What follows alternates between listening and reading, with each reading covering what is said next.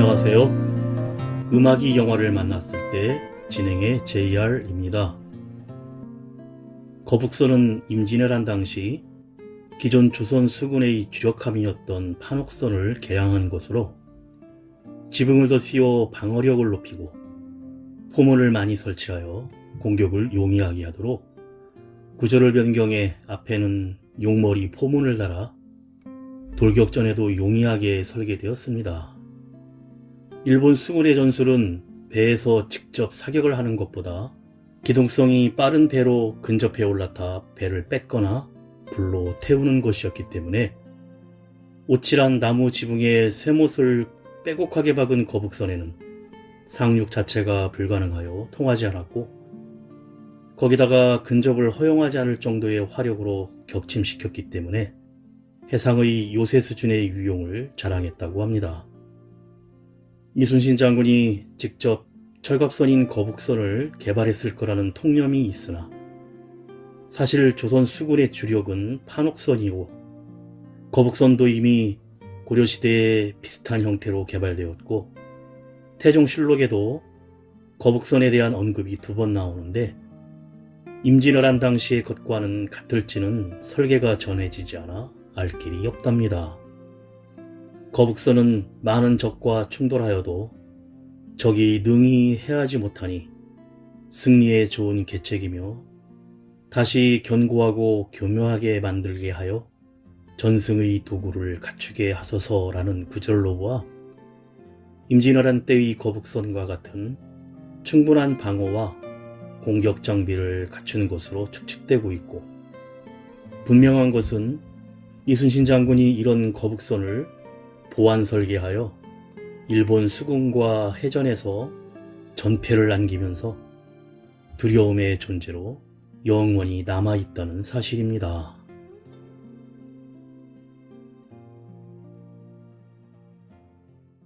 음악이 영화를 만났을 때 오늘 소개해드릴 영화는 지난 7월에 개봉한 한국 영화 한산 용의 출연입니다. 1592년 4월 조선은 임진왜란 발발 후 단 15일 만에 한양이 함락되며 절체절명의 위기에 놓이는데, 조선을 점령한 왜군은 명나라로 향하는 야망을 꿈꾸며 대규모 병력을 부산포로 집결시킵니다. 한편 이순신 장군은 선조마저 의지로 파천하며 수세에 몰린 상황에서도 조선을 구하기 위해 전술을 고민하며 출전을 준비하지만 왜군은 연승에 힘입어 그 위세로 한산도 앞바다로 향하고 조선의 운명을 가를 전투를 위해 필사의 전력을 준비합니다.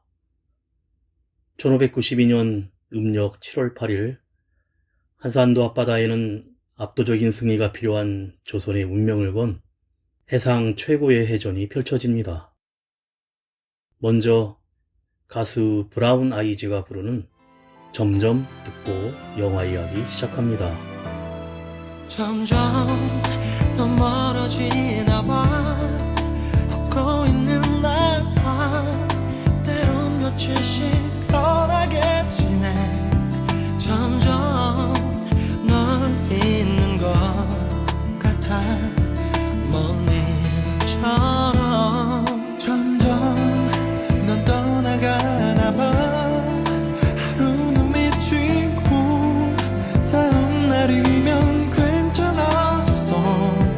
다만 슬픔에 익숙해진 뿐인걸. 점점 어쩌다 또 생각나. 너를 그릴 때가 오면 숨 막히게 지쳐 애써 참아낼 수 있겠지. 그렇게 널 버려 내 아픔도 점점 넌 멀어지나 봐. 그게 편해지나 봐. 너의 얼굴도 생각이 안 나. 점점 너를 버릴 것 같아. 나 어느새 점점 어쩌다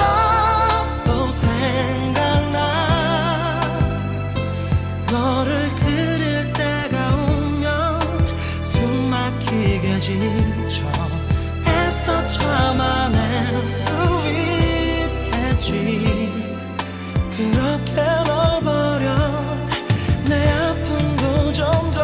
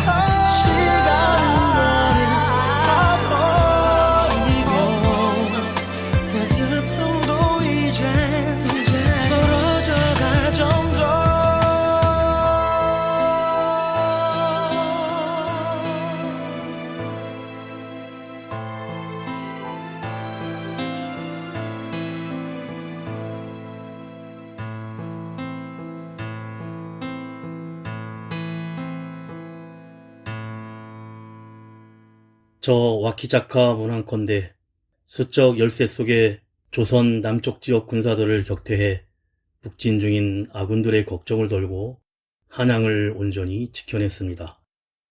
만약 적의 수군으로 보이는 자들이 남쪽 해안에서 출몰한다 하니 소장이 그들을 소탕하러 가옵니다. 영화는 와키자카 야스하루가 토요토미 히데요시에게 보내는 붉은색 글씨로 된 편지를 보여주며 시작됩니다. 1592년 음력 7월 부산포 일본군 지정에서 와키자카가 부하들을 대동하고 간신히 살아 돌아온 패잔병에게 패전 당시의 상황을 보고하는데 거북선을 해적임을 복하이센이라면서 벌벌 떨자 두려움은 전염병이라며 부하들을 시켜 패잔병들을 모두 해쳐버립니다. 그리고 그들의 파괴된 선박에 커다란 구멍이 뚫린 곳에 박힌 거북선 용머리에 송곳니를 발견하고 거북선의 충격에 의해 뚫려 생긴 것임을 짐작하는데 한 달 전 이 배를 들이받은 거북선의 용머리 모습으로 화면이 전환되며 충파로 거북선의 용머리가 선박의 중앙 부분을 들이받았고 용머리의 이빨이 선박에 끼인 탓에 움직일 수 없던 거북선은 다시 노를 저어 배를 뒤로 움직이며 탈출을 위해 용머리의 대포를 계속해서 쏘아대는 상황이었습니다. 외근들에겐 거북선이 지옥에서 올라온 괴물처럼 보였고 거북선을 지휘하던 나대용은 방패와 도끼를 들고 거북선 지붕 위로 올라가 적선 외장 준사를 공격하기 위해 방패로 총탄을 막으며 돌격하지만 오히려 준사가 쏜 총에 왼쪽 허벅지를 맞습니다. 대장선에서 지켜보던 이순신은 나대용을 구하기 위해 화살을 쏘고 곧바로 준사를 겨냥하지만 준사의 조총이 먼저 발사되어 어깨에 총을 맞고 쓰러집니다. 이어서 한산 타이틀이 뜨면서 임진왜란 초기의 상황을 간략하게 설명하며 조선 수군 진영의 장면이 시작됩니다. 가수 K씨가 부릅니다. 사랑이야. 사랑해 수많은 밤이 지나도 환히 빛나는 저 별처럼 변하지 않을래 사랑이야.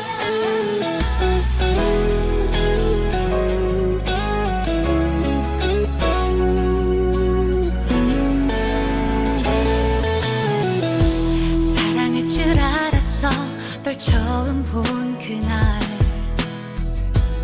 운명인 것 같았어 너와 나 둘이서 조금씩 아껴둔 내 마음을 조심스레 나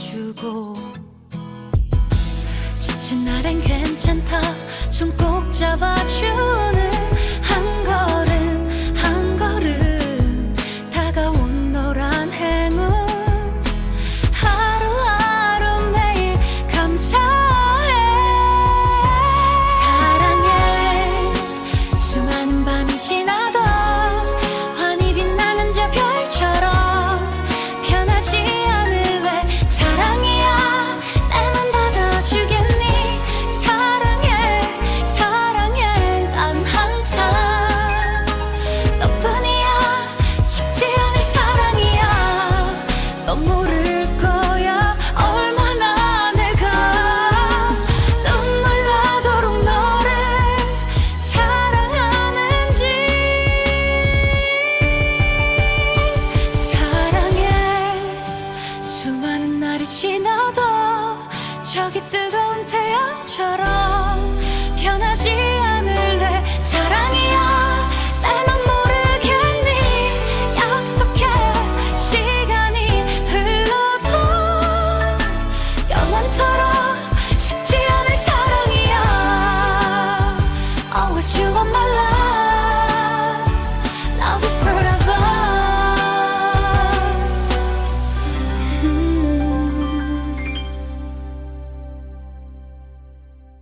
전라 좌수영에는 선조가 평양마저 버리고 의지로 갔다는 서신이 도착하고 이로 인해 이순신을 비롯한 수많은 장수와 병사들이 사기까지 떨어지자 이순신은 나라를 구하기 위해서는 앞으로 치를 해전에서 승리할 수밖에 없다는 것을 확신하고 부산포 일본군 진영에 머물고 있는 와키작가와 바다 위에서 싸울 것임을 다른 장수들에게 선포하는데 그러나 와키자카가 용인에서 1500여 명의 군사로 5만이나 되는 아군을 광교산에서 기습해 대승을 거뒀다는 소식에 장수들은 패배할 것을 두려워하고 이순신 또한 이기기 위한 전략을 짜기 위해 고민에 빠집니다. 그날 밤 이순신은 꿈을 꾸는데 함경도에서 만호로 근무하던 시절 기마부대를 이끌고 추격하고 있던 여진족들이 갑자기 시야에서 사라지더니 어디선가 수많은 화살들이 날아와 병사들이 쓰러집니다. 이때 높고 거대한 성이 나타나 앞을 가로막고 다시 날아온 화살들에 맞기 직전 꿈에서 깨어납니다. 이순신은 꿈속에서 겪었던 대로 반옥선들로 바다 위에 성을 만들어 외선들과 싸우겠다는 작전을 세우고 다른 장수들에게도 얘기하지만 오히려 실현하기 어렵다는 의견과 특히 경상우수사 원균이 극렬히 반대합니다.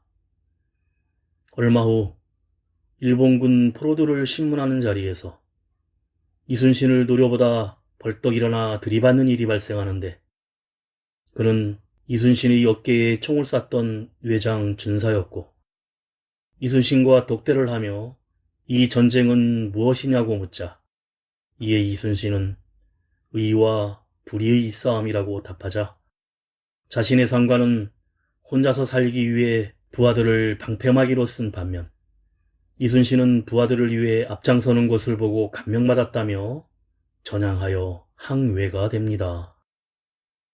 한편 그 시각 와키 작가는 부하들과 거북선 얘기를 나누는데 부하 사해에게 조선 진영에 잔입하여 거북선과 이순신에 대한 정보를 캐올 것을 지시합니다. 사해에는 부하들과 삭발을 하고 스님으로 변장하여 잠입하여 하객진에 대한 정보를 수집하고 밤에는 거북선에 불을 질러서 이목을 끌고 그 틈을 타 감옥에서 준사를 비롯한 일본군 포로들을 풀어주고 나대용의 집무실에서 거북선의 도면을 입수한 뒤 빠져나가다 항해가 된 준사의 도모로 도망치는 데 성공합니다. 부산의 일본진으로 돌아온 사해와 준사는 와키 작가와 대면하고 준사는 조선의 세작으로 의심을 받지만 와키 작가의 질문에 현명하게 답변하며 무사히 넘어갑니다. 가수 김동률이 부릅니다. 여름의 끝자락. 더운 여름의 끝자락 매미들은 울어대고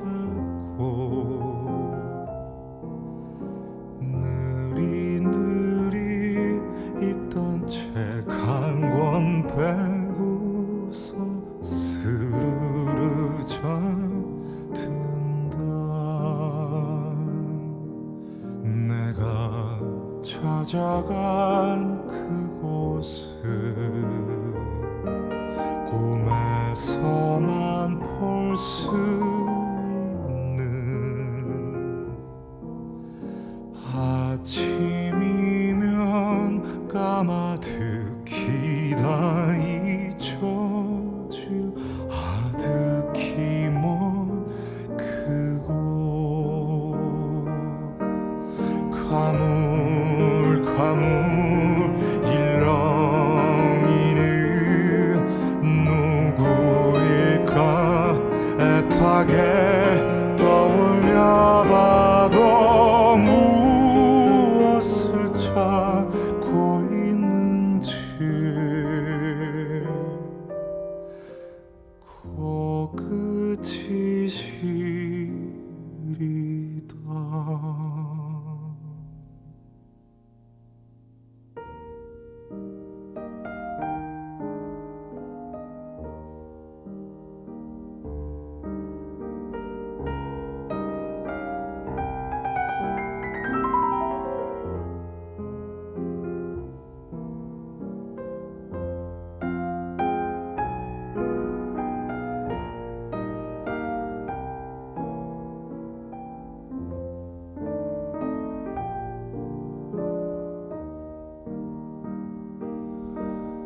홀로 걷고 있는 이 길 어제처럼 선명한데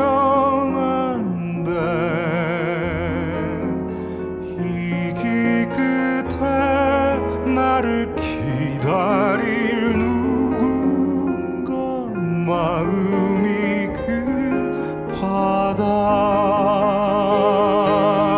라라 읊조리면 어느샌가 겹쳐진 낯익은 노래. 그 순간 눈은 떠지고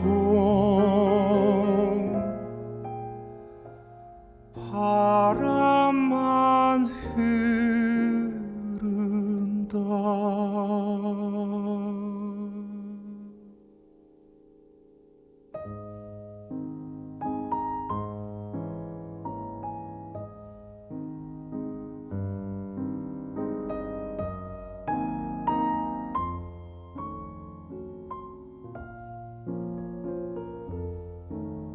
또 꿈이었나 멍하니 기지개를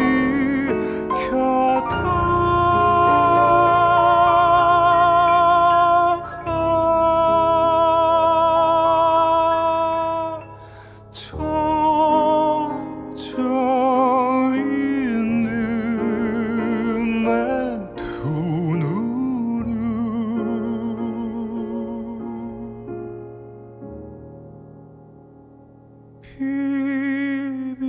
비빈다.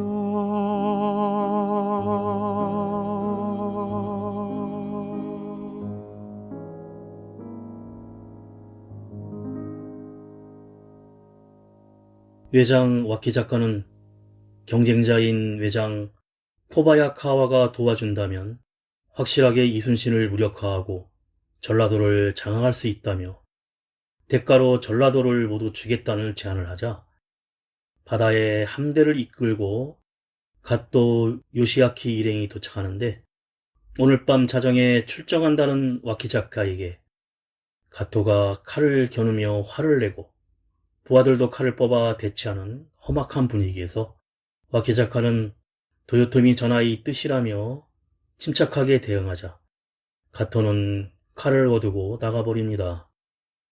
그런데 이 연회 자리에서 기생으로 잠입 중이던 정보름이 병풍 뒤에 숨은 임준영을 탈출시키려다 들키게 되고 정보름은 임준영을 위해 머리에 꽂혀 있던 용머리 장식의 비녀를 빼들어 와키 작가의 왼쪽 어깨를 찔러 임준영은 그 사이 창문을 깨고 도주하는 데 성공합니다. 그리고 정보름은 혀를 깨물어 자살을 시도해 입에서 피를 흘리며 쓰러집니다. 그런데 와키 작가는 정보름을 살려놓으라고 명령하고 창문으로 도망친 임준영은 해변에서 작은 배를 타고 도망치는데 조총과 불화살을 쏘아대 물로 뛰어들어 겨우 도망칩니다.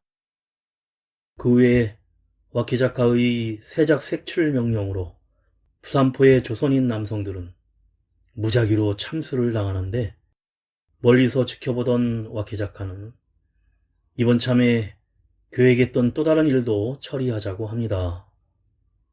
일본 군영에서는 서로가 칼을 들이대고 싸우기 시작하는데 와키 작가가 가토의 막사를 습격한 것이었고 포위당한 가토에게 끌고 온 배를 두고 떠나면 목숨만은 살려주겠다면서 협박하자 할 수 없이 포기하고 일행과 함께 몸만 떠나버립니다. 한편 사천 해전에서 거북선이 충돌을 시도하면 움직임이 더 둔해진다는 것을 알게 된 나대용은 이순신에게 거북선의 용머리를 아예 없앨 것을 제안하고 이순신은 머리 없는 거북선에 대해 탐탁치 않아 하는데 거북선의 설계도가 왜군에게 넘어간 후 비밀리에 순천에서 새로운 거북선을 건조 중인 나대용을 찾아가 도난당할 사실을 말하며 이번 싸움에선 거북선을 출정시키지 않겠다고 합니다. 가수 에즈원이 부릅니다. 천만에요.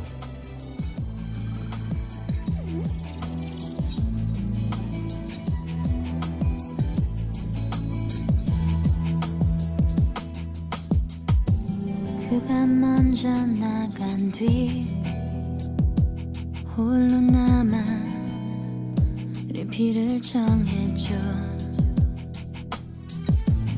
커피를 기다리면서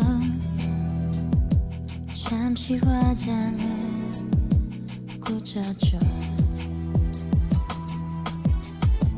문득 지갑 속에 남은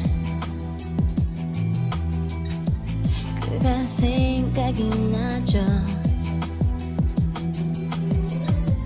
잘게 조각낸 반쯤 남은 잔에 모두 털어버린 거죠. 아마도 그는 내가 지금쯤은 너무 걱정돼 미치겠죠. 자기가 버리고 상심한 그 나머지 자에 뛰어들진 않을까. 천만에요 멀쩡해요 난. 카페 나온 다음엔 이곳저곳 쇼핑을 했죠. 가장 화려한 걸로 옷도 한 알은 골랐죠. 한참 돌아다닌 동안 차츰 허기가 졌죠. 생각이 나죠. 전화를 하자마자 금세 달려와준 거죠. 아마도 그는 내가 지금쯤은 너무 불안해 미치겠죠. 그렇게 떠난 후 살고 싶지 않았죠. 없다는 생각을 하진 않을까. 정말요 멀쩡해요 난.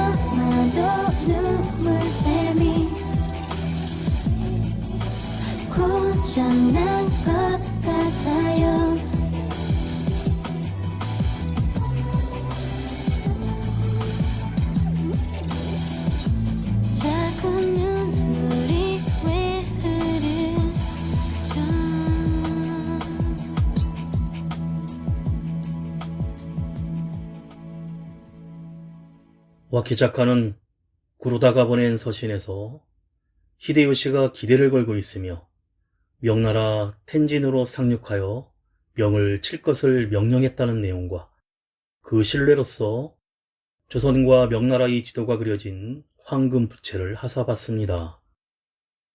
와키 작가는 기뻐하며 자신들이 1군의 고니시와 2군의 기요마사보다 먼저 명나라에 도착할 것이라고 부하들로부터 축하를 받습니다. 그리고 이순신의 배가 벌써 당포에 나타났다는 보고를 받고 함대들을 견내랑에 매복시킵니다.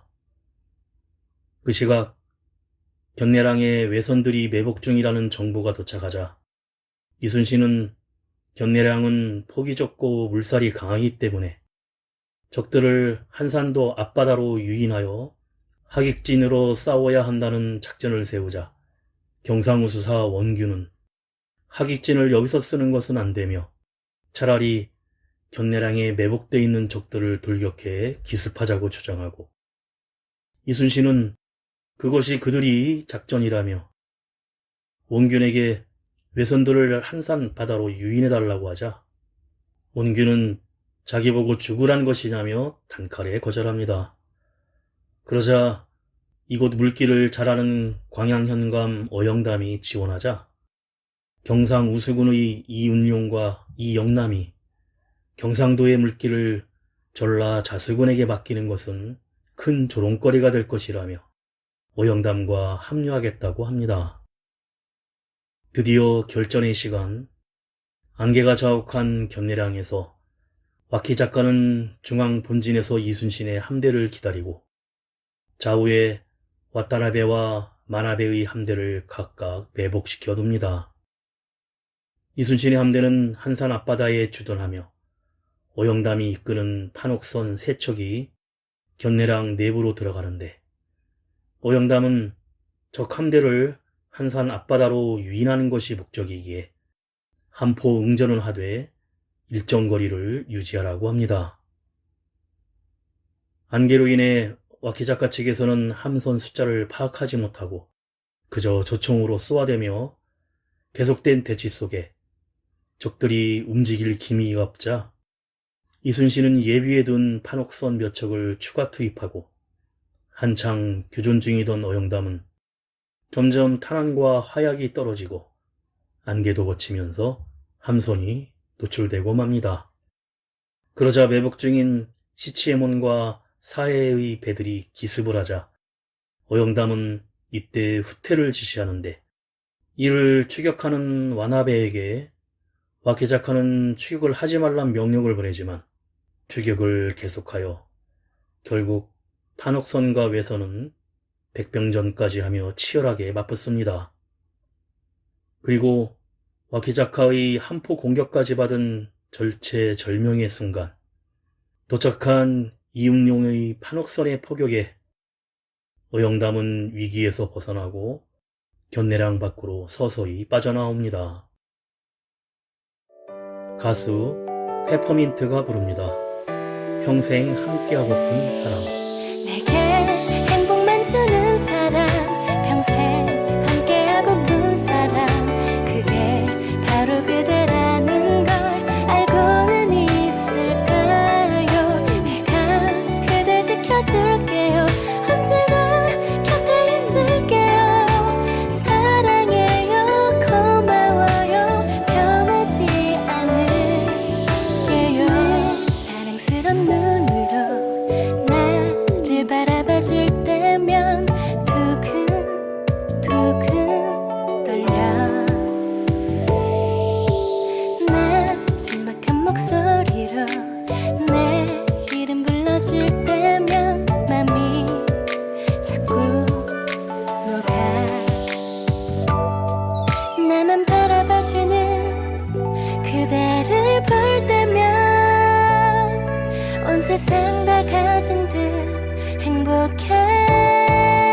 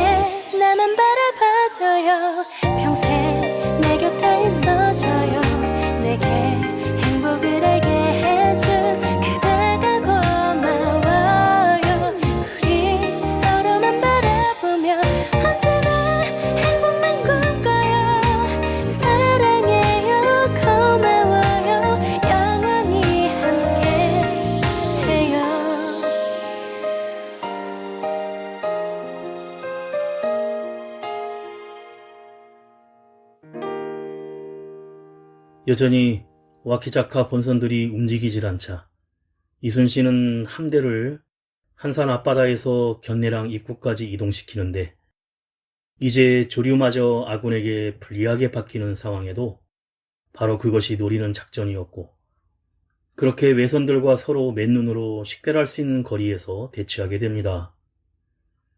오영담의 함대는 평저선에다 물길에 밝은 판옥선들은 유유히 해협을 빠져나가지만 추격하던 사만호조의 함대는 견내량의 가장 좁은 해협까지 도달해 암초에 걸려 줄줄이 자초되고 오영담은 판옥선 특유의 선회력을 살려 유유히 한 바퀴 우회하여 외선들이 측면에 정렬한 후 함대가 최대 화력을 퍼부어 사만호조는 그대로 수장되어 버립니다.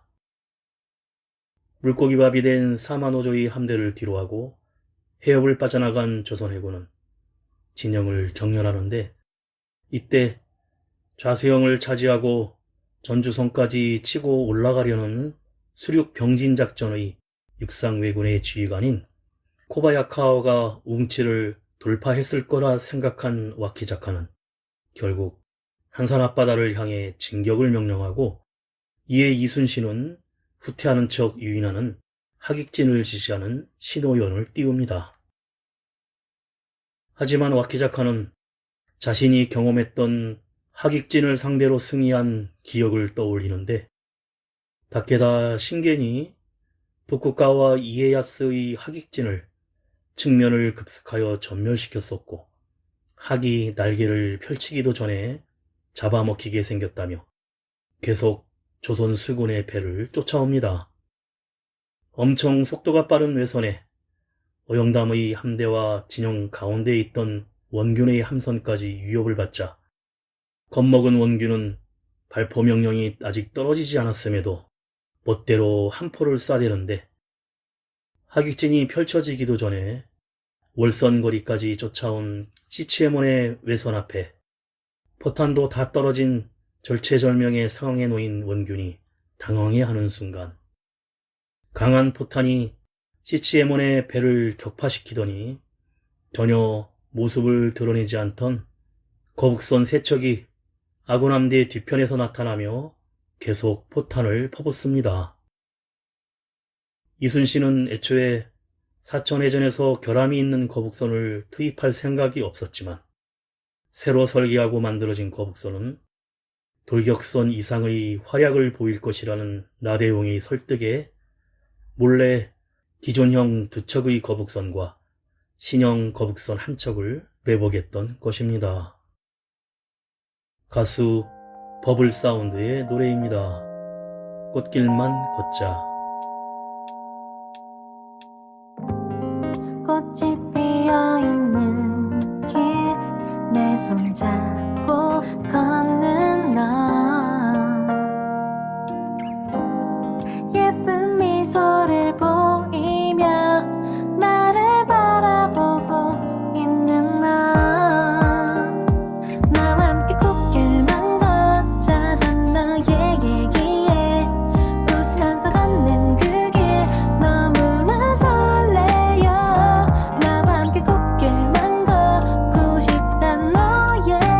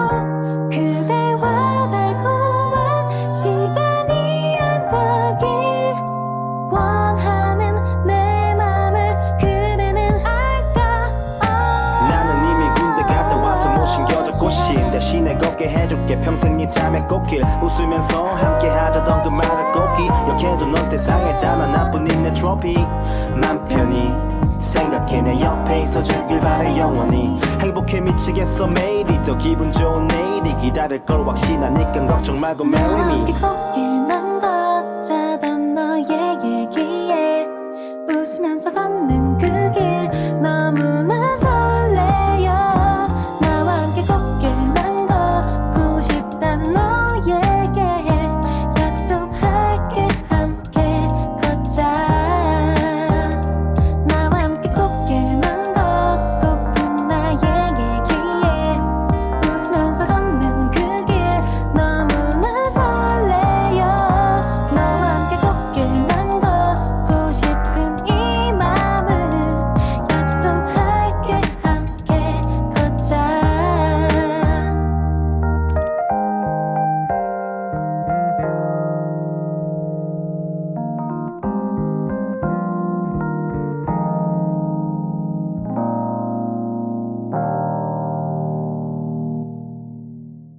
거북선 세척의 등장으로 외선들은 줄줄이 박살이 나는데 훔친 설계도로 거북선 측면이 포격에 취약하고 움직임이 둔한 약점인 기존 3층 거북선 두 척은 외선의 집중 포격을 좌우로 받아 큰 피해를 입습니다.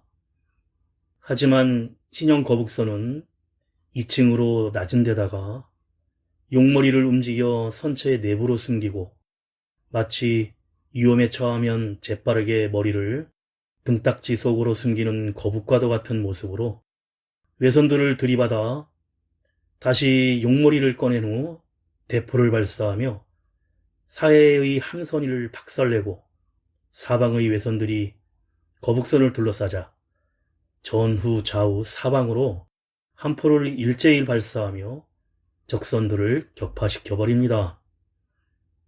거북선의 활약으로 조선 함대는 모두 제자리를 찾아 하객진을 완성하는데 와키자카의 본선이 진영 한중간으로 돌진하며 각계 전투에 돌입해 월선을 준비하려 하자 이순신은 선회를 시작합니다. 그리고 함대들이 완성한 하객진은 마치 판옥선으로 성벽을 쌓은 듯했고 이순신이 발포를 명령하자 함대가 발사한 십자포화의 가공할 화력에 외선들은 모조리 격침되고 인명살상용 조란탄이 왜군들을 괴멸시켜버립니다. 외선들은 이미 벽을 세워버린 하객진의 상대가 되지 않았고 조선 함대를 얕본 와키자카는 그나마 철갑으로 선체를 도배하여 포격에 견디고 있었는데 마지막 발악으로 이순신의 대장선으로 돌진하여 들이받으려 하지만 측면에서 나대용의 신형 거북선이 기습하여 충파를 당해 거북선에게 붙잡혀서 오도 가도 못하는 신세가 됩니다. 그럼에도 와키자카는 조총으로 이순신을 저격하려고 시도하지만 판옥선들로 둘러쳐진 벽을 바라보며 와키자카는 거대한 성을 떠올리며 바다로 뛰어들지만 이때 이순신이 쏜 화살을 맞고 바다로 떨어지고 철갑으로 쌓인 대장외선도 집중 포화로 벌집이 되어 한산 앞바다에 수장이 되고 맙니다. 이순신은 완벽한 승리였다는 부하의 말에도 지금 전세에선 압도적인 승리가 필요하다며 출정을 거듭하여 이어지는 해전에서 승리하고 최후엔 부산포에서 한포 사격으로 일본군 본영을 초토화시키면서 마무리됩니다.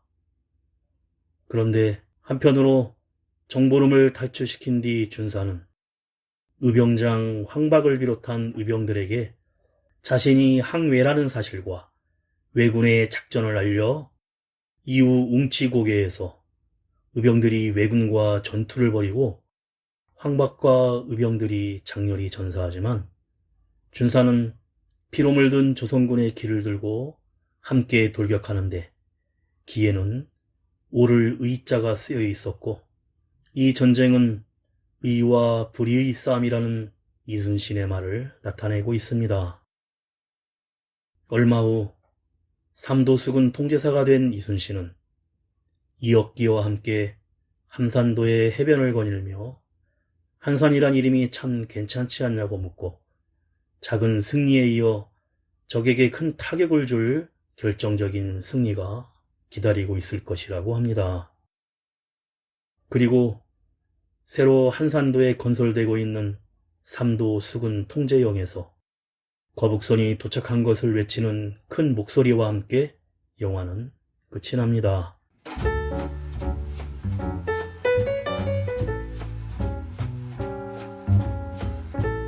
영화 한산 용의 출현은 당항포 해전 이후 한산 해전이 일어난 후일까지의 이야기로 임진왜란 7년 전쟁의 수많은 전투 중 최초로 압도적 승리를 거둠으로 조선의 운명을 바꾸어 놓았습니다.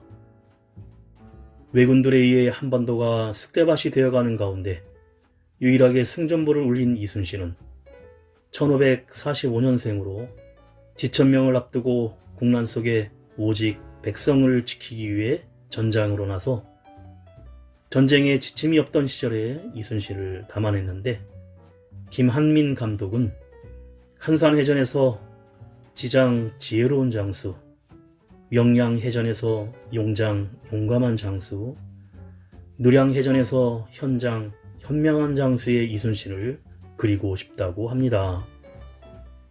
한산에서는 젊은 이순신의 남다른 면모와 진정한 리더로서의 자질을 확인할 수 있는데 많은 이들이 기대하는 장면은 무엇보다 레전드 전술 하객진과 거북선의 출연일 것입니다.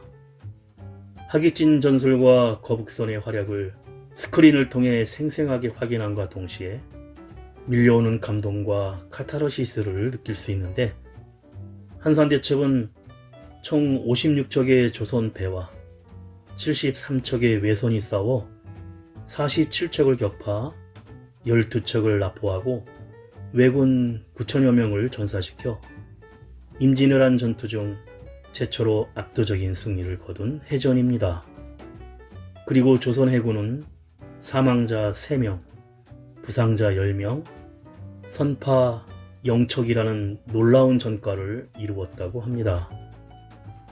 특히 지난 3년간 코로나 팬데믹 시대를 지내며 패배감과 우울감에 쌓인 국민들이 난세를 헤쳐나가며 자신보다 백성과 동료, 부하를 더 소중히 여기는 성웅 이순신의 모습에서 모두가 430년 전 전투 현장으로 돌아가 승리의 쾌감을 느낄 수 있습니다.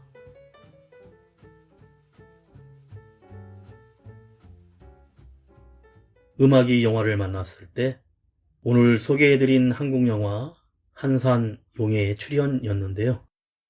영화에서 이순신 옆에는 가메이 고래놀이가 도요토미 히데요시에게 하사받은 황금 부채가 놓여 있는데 실제로 가메이가 가지고 있던 황금 부채는 당포 해전에서 패퇴하면서 조선의 손에 들어왔고 이후 이순신이 선조에게 바쳐 조선 왕조 내내 왕실의 비밀 창고에 보관되었다가 한일 강제 병합 후 일본의 건축가인 세키노 다다스가 일본 황실에 다시 보냈다고 전해지고 있습니다. 마지막으로 빨리 가을이 왔으면 하는 바람으로 가수 이두곤이 부르는 가을 편지 들으며 인사드립니다. 지금까지 JR이었습니다. 오늘도 인생을 영화처럼 가을엔 편지를 하겠어요. 누구라도 그대가 되어 받아주세요.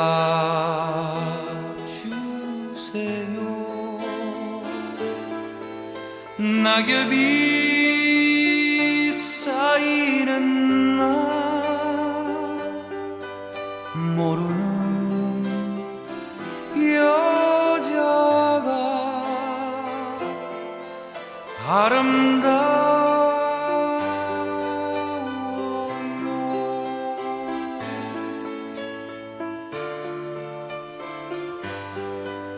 가을엔 편지를 하겠어요.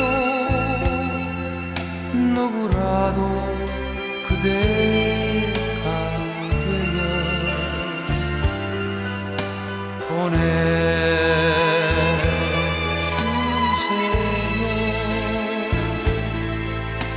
낙엽이 흩어진 날 외로운 여자가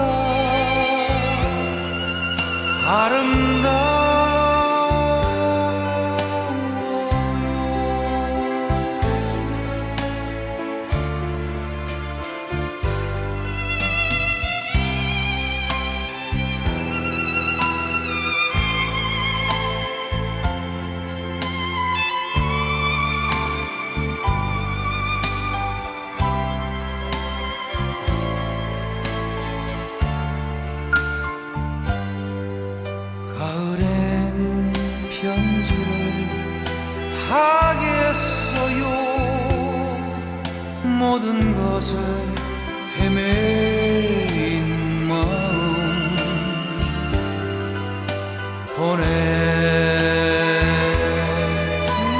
보내드려요.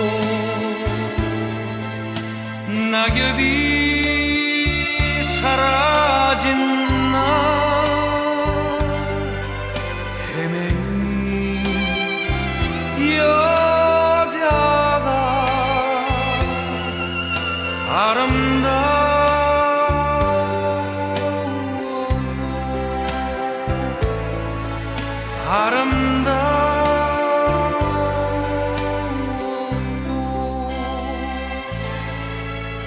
아름다워요.